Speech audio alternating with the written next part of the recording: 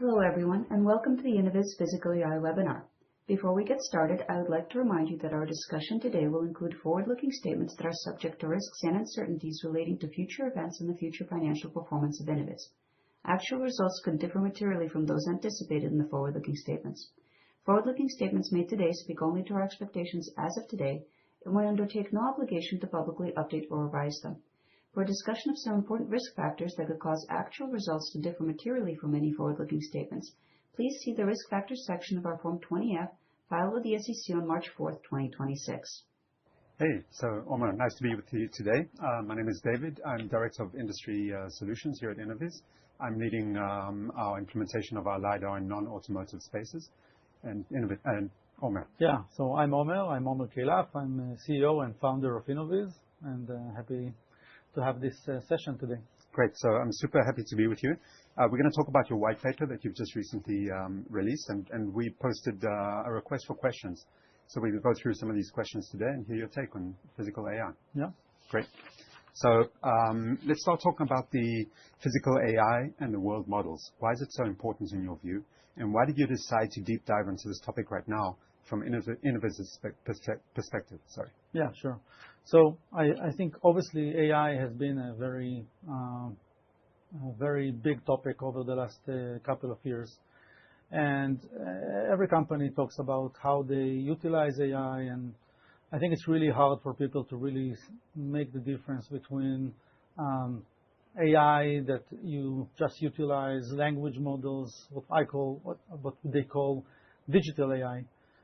Digital AI is where you take data such as text or images, and you use language models in order to generate the next pixel, the next word, and you generate a lot of content with it. And there are many companies have been utilizing those language models to do that.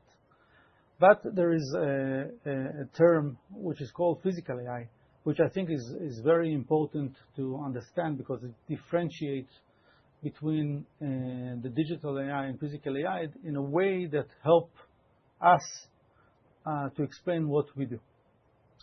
Physical AI has been practiced for many years, and the first application that was designed to scale was autonomous driving. When you think about autonomous driving, it's where you take real data, unstructured mechanism where there is a car that needs to maneuver in many uncertainties, in environments and roads, and you need to utilize AI in order to make sense of everything you see around you and make decisions on how to proceed. Now, on top of physical AI, which is now growing to different domains, there is another term that is important to understand, which is the world model.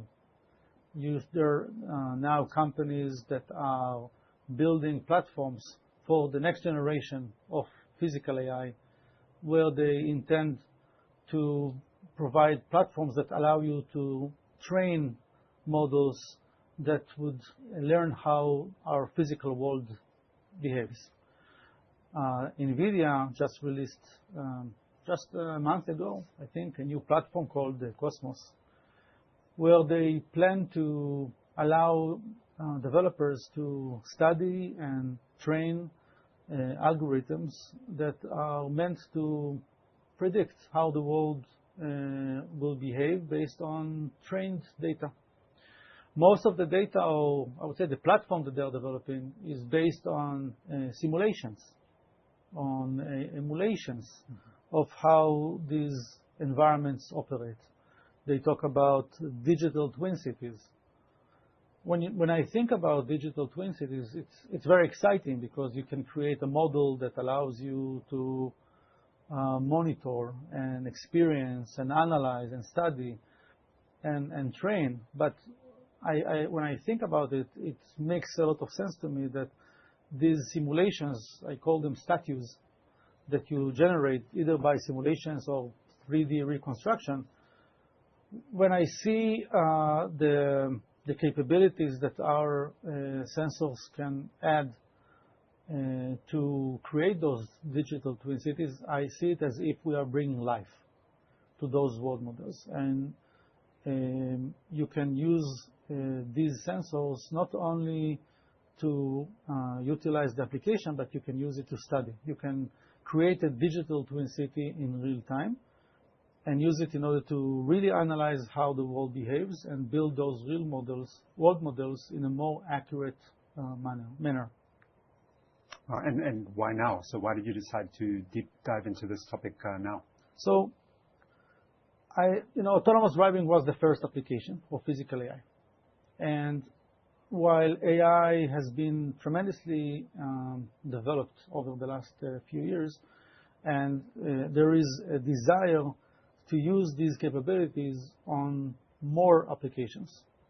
Again, coming from, for example, very standard process like a production line, right? Where you have a very strict process of how things work. Robots that move things from one point to another. Where AI actually brings a lot of values when you have behaviors that are unstructured, where there is a lot of uncertainties. And we live in a world where it's very hard to really predict how things will really happen. And you need to use, if you want to really be able to automate and to optimize these applications, you need to create models that are trained by real data. And now that there is a desire to take this AI to additional applications on top of autonomous driving, it's clear that there is a missing part. There is a missing part in the story of how those applications will eventually be developed and how they will be utilized. When I am asked about what Innoviz is doing, so usually people, when I tell people that we are developing a LiDAR, then the first instinct or the first reaction is, oh, I know LiDARs from autonomous driving. And it's like as if Innoviz is developing LiDARs that could only be used for one application, and it's obviously not the case. When we started to operate or offer our LiDAR to other different industries, it was very hard to even explain, which industries are we working in. And I think physical AI is actually setting a certain umbrella where you can explain that what Innoviz is developing is a technology that can grow physical AI and can be an infrastructure for physical AI. And I think though those are terms, it's not like it's a new world, because, as I said, autonomous driving was physical AI. But it's a new term that allows people to understand better about the capabilities of such technologies to other industries. Right, and then, of course, perception is a bottleneck to physical AI, right? So why do you think 3D sensing is so critical to the space, and why do you think a LiDAR is the solution here? I'll start with the fact that even in autonomous driving, people refer to LiDAR as ground truth, right? Even when you are trying to train an algorithm for a vision-based system, you use LiDAR as ground truth. And that's a very strong statement, because when you're trying to develop a physical AI or world models based on inferred data, or you're trying to develop your model based on simulations, obviously you are differing from the truth. You are reaching a bias in your model. When you use a 3D sensor with high capabilities, you are getting an errorless data. And you can create 3D models that can help you eventually get to a result which is better. So I think the affiliation to LiDAR is obvious. And I think it's also important, for me as a CEO of a LiDAR company, is to be able to educate investors to understand the potential, right, of the company and where things are going to be. And through this paper, the paper is split between two parts. We released the first part several weeks ago. It talks about the terms of physical AI and world models and the size of the market, etc.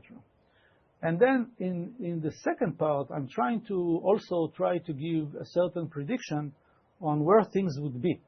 because there are still several LiDAR companies or LiDAR technologies, less than they were in the past, but I believe there will be continuous convergence. And I'm trying to explain how LiDAR, which is going to be a very meaningful and important infrastructure of physical AI, how it's going to shape out. And it's, the LiDAR space have changed quite dramatically over the last 10 years. And that's part of what I'm trying to do and explain in the second part.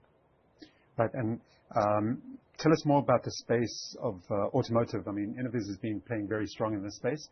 And how has this transformed over the past decade with respect to autonomy?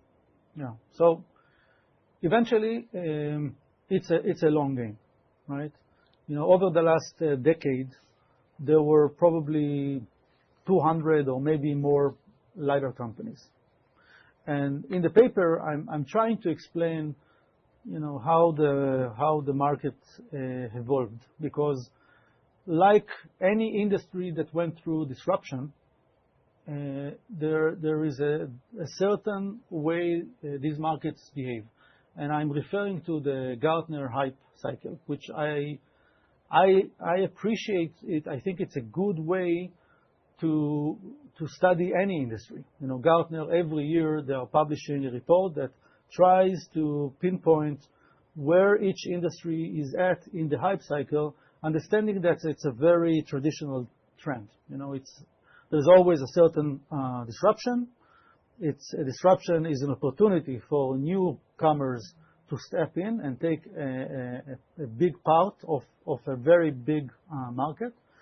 And this is a case where investors jump on the opportunity because they want to put their chips on the players they believe will eventually become the meaningful players. And you can see it in many sectors, and you can see it on different reports of Gartner. But taking specifically on the automotive space, in 2015, 2016, autonomous driving was a huge hype because everybody knew that this is going to change, and it is changing. And there were probably 200 LiDAR companies understanding that LiDAR is one of the biggest challenges of the decade, and behind it is a huge market. So billions of dollars have been invested in hundreds of companies. But as always in this hype cycle, there is this trend where you can see wake-upping to the reality that the market eventually cannot absorb too many suppliers, especially in automotive. They tend to consolidate around very few suppliers. So there was a race to get there. And it was obviously when you see 190 companies fail, then you have 190 CEOs going around the market telling it's not my fault, it's a really bad market. Yeah. It's like you have a lot of people now try to push away the failure by saying there is no market, there is no opportunity. It's not true. Okay, there is a market, just there is not a market for everyone. And the automotive market have moved its target all the time. So you have the requirements that you got for a LiDAR in 2013 is very different from the spec that you got in 2016, in 2019, and in 2026. Okay, because your customers always become more educated about what's more important. And they've experienced these programs for the first time. And as long as the requirements, the knob, continue to change, to move, you've seen less and less companies that were able to meet the cut. And one of the things that I'm talking about also in this white paper is that it's going to continue. And I'm talking about the different phases, of the automotive market. In the first phase, 2015, 2016, you had many startups with prototypes that were able to demonstrate certain capabilities, but many of them did not meet the cut, And in the second phase, I think it was also around many situations, macro situations such as the COVID-19. and the semiconductor situation and the EV, there were many disruptions, bad disruption to the automotive space. But eventually, there were much less LiDAR companies.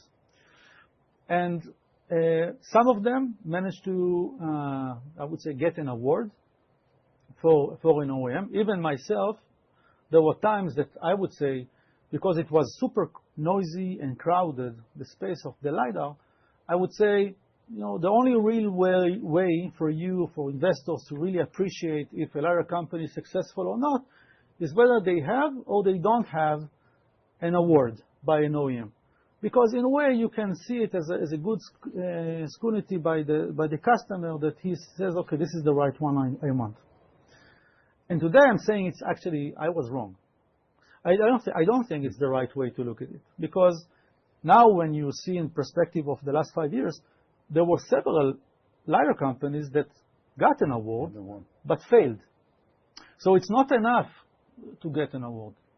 And when you realize how difficult and challenging it is to get from an award to deployment, you understand that it's not enough to just flag, oh, I got one customer to get excited about what I do and believe my promises. It takes a bit more than that. And to me, it helps to kind of push back on some of the claims that I see, because you see a lot of press releases by many, and but the reality is slightly different. Yeah, different. And I'm on the white paper, on the second part at least, I'm trying to explain a little bit about those challenges, like what really is needed to get to serious production, real serious production, not just getting someone to be convinced. I'll pause here for more questions. So as we see the LiDAR being implemented and driven through the automotive industry, how do you see what happens in the automotive market? How do you see that impacting other non-automotive physical AI applications? Yeah. So again, I think that the automotive market is still setting the standards. And there is still no other market that can provide any LiDAR company, any contract to volumes that are offered in the automotive space, okay, because of the size of the market. On the other hand, it's also setting a very high bar on the requirements, and those requirements, as I said, they keep moving. They are moving all the time. One of the requirements, for example, that I'm seeing in the automotive, which I know that people are less familiar with, but I see them as very dramatic, is related to the LiDAR. Not only people know about range and about resolution and frame rate. Those are the KPIs of 2019. It's like in the old days where you would compare digital cameras by the resolution, right? That's the only way to compare. It's obviously not the case. The quality of the image is also affected by many other things. When you talk about autonomous driving and safety, then I usually like to talk about what I call the dirty secret of the LiDAR space. When I think about autonomous car, I think about a car where you have a family sitting in the back seat, and the car is driving without any ability of anyone to intervene, right? That's where we are targeting. Now, the claim to fame of LiDAR in the space is that it provides redundancy to the camera, right? That's what we are all flagging. Yeah. We are providing safety by providing redundancy to all of the failures of the camera. Now, where a camera fails, it fails in direct sun, it fails in weather conditions, it fails in rain, droplets, right? And you'll be surprised that many LiDAR solutions, architectures, are actually unable to work under those conditions. To me, it was surprising. But there is another element that is usually disregarded or not thought well. I talk about the dirty secret, is when you think about the functional safety, it talks about the correlation of the failure mode. If the camera fails by a certain in a certain failure model, you need to prove that the other sensor does not fail simultaneously together. That's the only way to get free redundancy. Now, if the car drives over a puddle of mud, and the mud is now thrown on the vehicle, it is very hard to prove or to even claim that both sensors will not become covered by mud.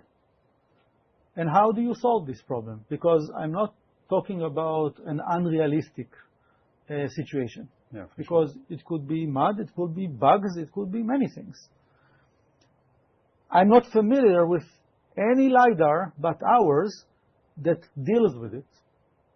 And to me, it's shocking that for a level 4 system, we can argue about level 3, that you have a driver that is maybe reading a book, but he can be called to re-engage while the system is cleaning the car, the sensor, in a few seconds. But when there is no driver at all, like level 4, to me, it is a catastrophic, really catastrophic and alarming situation, assuming that the sensor is incapable of dealing with these situations.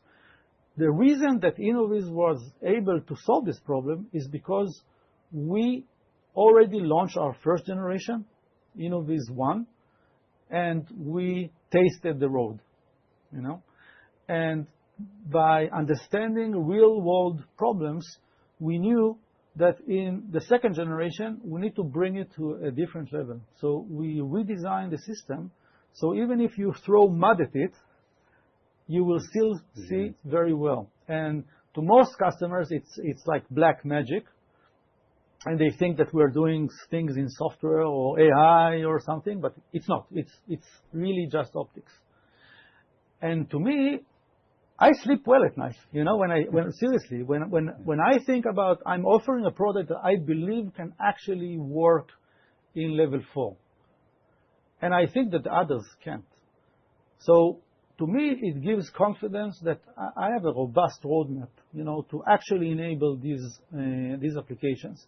I don't know how others can do that, because it's a very unique design that we've done, and I don't understand how anyone can use anything other than that. Exactly. Yeah. Yeah. So I think that just to kind of push the nail on this, there is a difference between a LiDAR for level 2, a LiDAR for level 3, and a LiDAR than level 4. And I think people are not very familiar with this differentiation, because they usually think if the LiDAR has higher resolution, then it's good for level 4, or if it has good range, then it's good. No, it's actually nothing to do with that. The only thing that differentiates between level 2, level 3, and level 4 is the availability of the sensor. In level 2, you have a driver that has his eyes on the road and is ready to engage. Theoretically, you can say the LiDAR can not work. Basically, it's kind of like you have the driver as a redundant sensor. Even if the LiDAR works sometimes, it's fine. It does not cause the vehicle to lose its function, safety. When you go to level 3 and the driver doesn't look on the road any longer, you need a very robust sensor. You need a sensor that is highly available.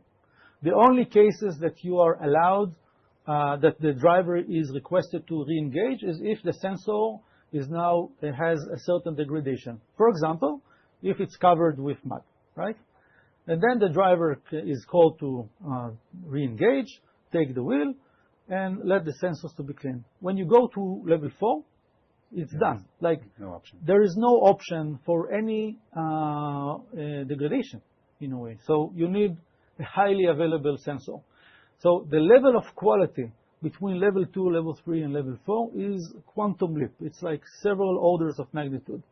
And I believe that, and kind of maybe closing kind of the brackets on the question, autonomous driving is setting the requirements, it's driving the volume, and eventually it will help to companies like Innoviz to offer really the best technology to any physical AI application. Yeah, right. Because eventually If you talk about security, it's also safety, right? And if you talk about logistics, where you have machines that are moving in environments where there are people, it's also safety. And certainly intelligent traffic systems. And when you talk about, intersections, it's also safety. So functional safety, it's not only autonomous driving. And the compliance that we are having for automotive is meeting the requirements for all of those other markets. And of course, the higher performance, the higher resolution, and of course also the lower cost potential coming from the volume from automotive will eventually drive the physical AI market. Yeah, you definitely you managed to connect those two dots, right, between the automotive and non-automotive. I try to remember what you really are. So let's talk about technology. I know you're very strong in technology, and there's been a lot of excitement about different LiDAR technologies over the years. Yes, can you talk about the evolution of the various approaches and where you think we are now? Yeah, so I love this topic because. Look, at any point of time, you will have an emerging technology that is calling out to change the world and basically be the technology that the whole market would pivot to. Unfortunately, it didn't work well for many of those technologies. You know, when I founded Innoviz, on the first day I started the company, it was the 7th of January 2016. On the same day, there was a press release by a company called Quanergy. At the time, it was a different company. They claimed that they have a solution based on a technology called OPA, optical phased array. You can look up in the internet. You can find the 7th of January 2016 press release on a product called S3. And there was a huge hype around OPA. It was the future of LiDAR. It was fully solid state. It was $250. I remember it, they said they can see 8% and at the target reflectivity at 200 meters. It's in mass production. It already had partnerships with Mercedes and like it was. And I remember looking at this and I was asking myself, what am I doing? First day. Yeah. And it's like, I'm only starting, and this company is already claiming that they are in mass production with all of the companies, and it's meeting performance that I can only dream of. And this is a totally different technology, right? Yeah. And lucky for me, I was stubborn enough to learn a bit about the technology, what the real technology is about. And I actually came to the conclusion very quickly. I think after a week, it was clear to me that technology doesn't work. And I talked to many professors and people who were actually involved in developing the technology. The technology did not work. And for 3 years, I was asked continuously by investors, how am I capable of competing with such a technology that is already in mass production? And I was really confused, seriously, do your due diligence. What are you talking about? The technology does not work. And obviously that product never came to life, even though they raised a lot of money and this had never really reached the public. And after that, there was a different hype. It was 1550. I remember 5 years ago, I was asked daily, 905 can ever compete with 1550 nanometer. And like you said, I'm technology driven. I go into the details, and I couldn't understand how people could really be that confused. And I just didn't know, other than giving evidence by look at my product, look at the competing product, and make your own assessment. Put aside all of I'm saying, about the technology. And now there is a new hype, right? There is always a new hype. And the problem is that people don't really spend enough time to understand the differentiation of technology. And now, in essence, automotive is a very difficult market. The requirements are very high. And as I said earlier, the more you turn the knob, you will leave less margins, less capable technologies. In 2016, due to the hype, any way you can imagine developing a LiDAR, you would find a company trying to do it, for LiDARs and raising a lot of money around it. And there are really very research-driven, interesting ways to look at it, but they have nothing to do with these capability, with the requirements. And I always tell people, just see the product, see the size of the product, see the performance of the product, see the power consumption of the product. These are things that other companies don't really show. I tend to show real footage and videos of our point cloud because I think it's really the only way. That's my product. I need to show it, right? That's the only way for me to give confidence to investors and customers to really evaluate. I can always say, I'm the best, I'm the best, I'm the best. But look, here's my product. And when I see others not showing their product, and I see them showing videos that are processed, which I have a very sharp eye to see when someone is lying about the data they are showing. To me, it's the best evidence that that they just don't have anything to really to show. Now the automotive market is going into a new phase. I call it phase 3. And I'm talking about where I believe eventually the market will consolidate to. And look, I was saying the OEMs have always increased their demand. They want it smaller, cheaper, etc. And there were different types of installations, grill installation, roof installation. They've always hated those options. They always wanted to put it behind the windshield because aesthetically it looks the best.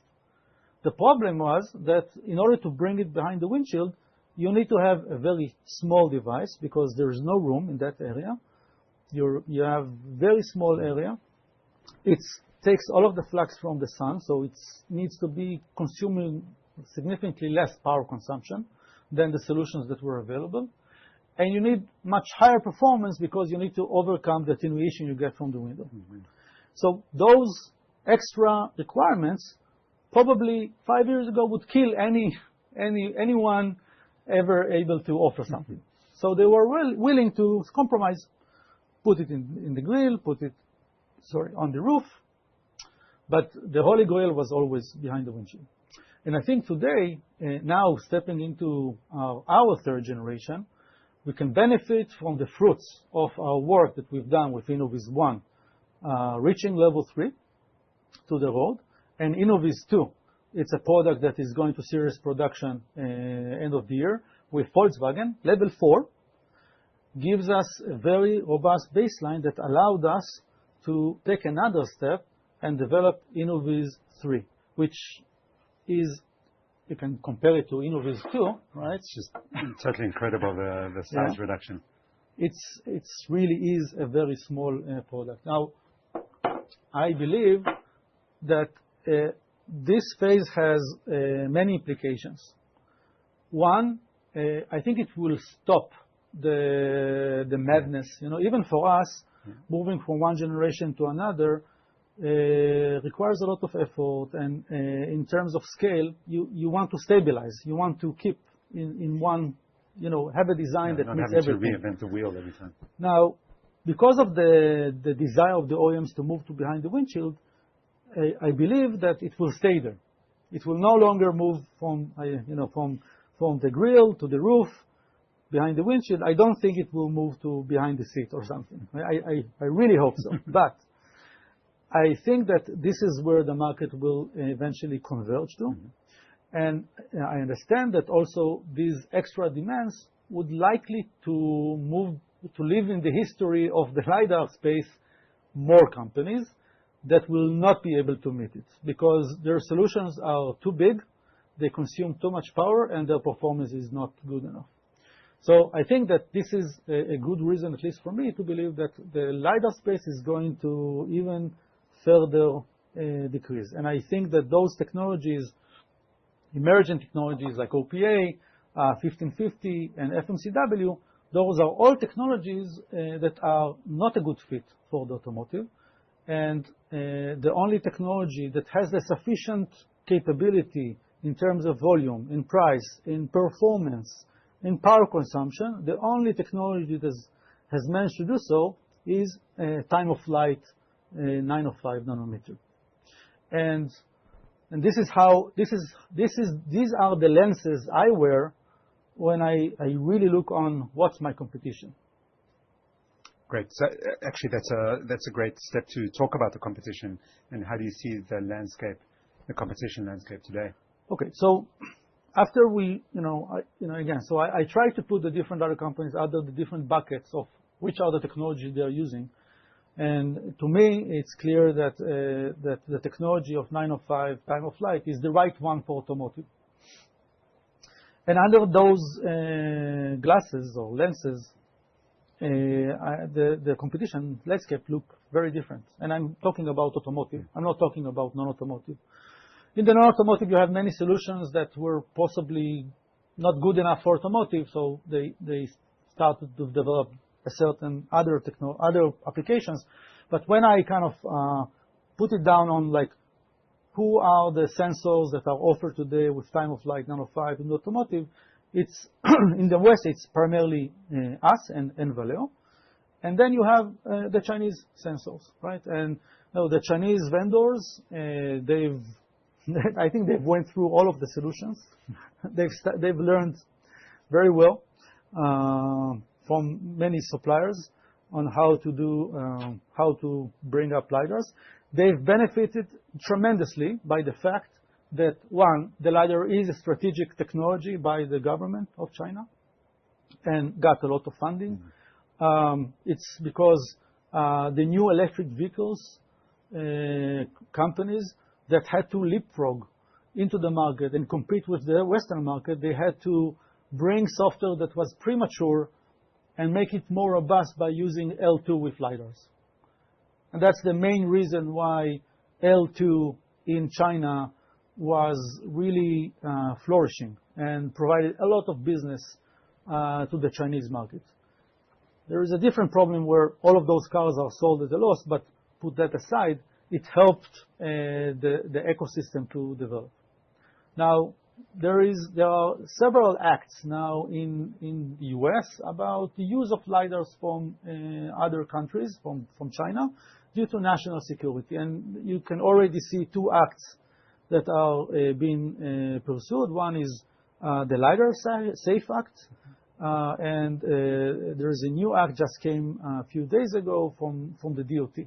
And the reason is because eventually a LiDAR is a mapping tool, and going back to the physical AI, a LiDAR is going to be the infrastructure for the perception of the future AI, physical AI. You will have LiDARs not only in cars, you will have LiDARs in the infrastructure, in security borders, it's going to be in robotics, in drones. Eventually, LiDAR, which is a 3D sensor, is going to displace or added to any 2D sensor. In any point of perception, you will eventually have a 3D sensor. And the richness of the data and the ability to create those twin cities, digital twin cities, and live digital twin cities, it obviously creates a lot of sensitive information. And from that perspective, I believe, I cannot predict, but I believe that the market will stay split between LiDARs that are offered by Western suppliers and Chinese suppliers to be operated in China. And so when I kind of nail down, this competition, you can see that eventually there is not a lot of competition. Of course, there are the emerging technology, but they are likely, in my point of view, not to be good enough for the automotive space. Yeah. So I think it's almost time to start wrapping up. Considering everything we've discussed so far about the need for perception, the requirements in the automotive space and LiDAR technology, can you try and tie that all together and tell us how you think Innoviz is positioned in the market right now? Yeah. Well, look, eventually it's a long journey. We are developing a new ecosystem. Okay, LiDAR is going to be a dominant sensor in the future. When you look in the white paper, I try to estimate the size of the market, the TAM, the total addressable market for LiDARs. Now, the obvious one, where usually you'll find a lot of coverage, is analysts talk about the TAM of LiDARs in autonomous driving. Because it's, as I said, it's like the obvious, almost only application for LiDARs. And there were many studies around it, and it's a market of its own. And those figures talk about $10 billion in the next decade. Now, the more difficult, I would say, analysis is to understand the size of the market for LiDARs in physical AI. And here, it's more difficult because it's less discussed.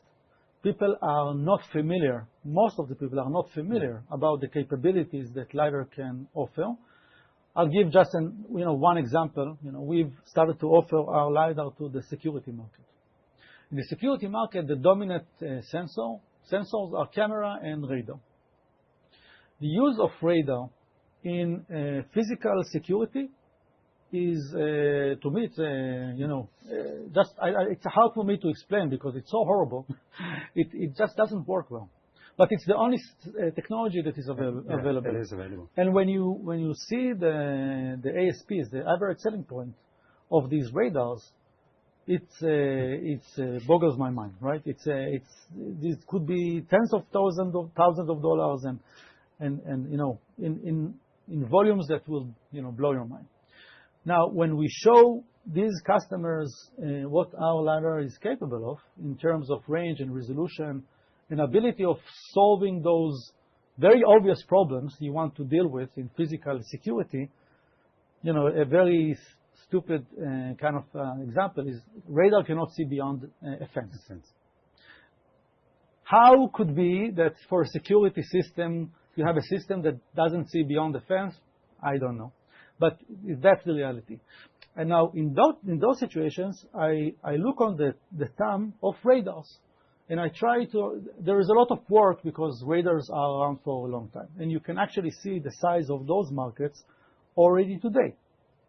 And if LiDAR is going to displace radar in security, which I believe will happen massively, you can actually get an estimate of what might be the size of the market for LiDARs in security.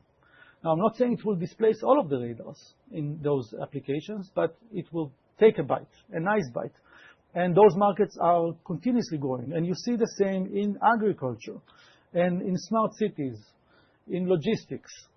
Eventually, in my point of view, a radar is a good technology for a space that is empty, void, in air. If you want to see something in clear sky, radar is a good option. Once you talk about a complex visual scene, a radar is pretty useless because of the very lack of resolution and noise. And LiDAR is excellent there. And if you take a LiDAR like ours, which is automotive grade, resilient to dirt, and can see very long ranges, we have things coming up in terms of improving our capabilities in those domains. It's actually really it's going to be a huge success. So I see eventually Innoviz position in the automotive as a ground, our baseline. The market will continue to consolidate. I said it's a long journey, so we are now entering the phase 3, and I expect phase 3 to leave behind less companies. Yeah. And that will be our base camp from where we can start penetrating to different markets. We started with security because I see it as a premium market, because it demands performance that other LiDARs cannot offer. We try to see who will compete with in the LiDAR space in security, and there's no one, because no one is actually able to meet those requirements, and that leaves us a nice premium. But nothing holds us back, for offering our LiDAR to other more established markets, where customers are already familiar with the LiDAR space and already understand the disadvantages with the solutions they already have. So I think that I see it as a long game. I don't check the score. because the game didn't end yet. I understand that it's a long journey. You need to make bets on your strategy. We made our bet on our position in automotive, and I believe it will be in our strength in the non-automotive. So eventually, I see Innoviz as the market leader in the future, and I expect that it will be a very fun thing to do. Yeah, moving forward. Maybe just the last question on my side is some of the proof points that you're seeing in terms of customer wins and traction in the automotive space and beyond. So you touched on that a bit. If there's anything you want to expand on there. Sure. So right now we are working towards the launch with Volkswagen for level 4 with the ID. Buzz. It's the first series production robotaxi in Europe by an OEM. And we are working in collaboration with Mobileye. So, and through that relationship, we also reached a commercial agreement with Mobileye where they are using our sensors on other programs that they are involved with. So they are using the same set of sensors. We are using 9 LiDARs per vehicle in level 4, and they're using it on other platforms. For example, Holon. It's another company that is going to SOP also after the ID. Buzz. And then we have Daimler Truck, where we've been selected for the sensors, and it's also multiple sensors around the vehicle. And we are working, and there is a program with Audi for level 3. And we are continuously working with the industries on the different RFIs and RFQs. I expect this year that we'll be able to get more awards, either from Innoviz 2 or Innoviz 3. Really depends on the customer.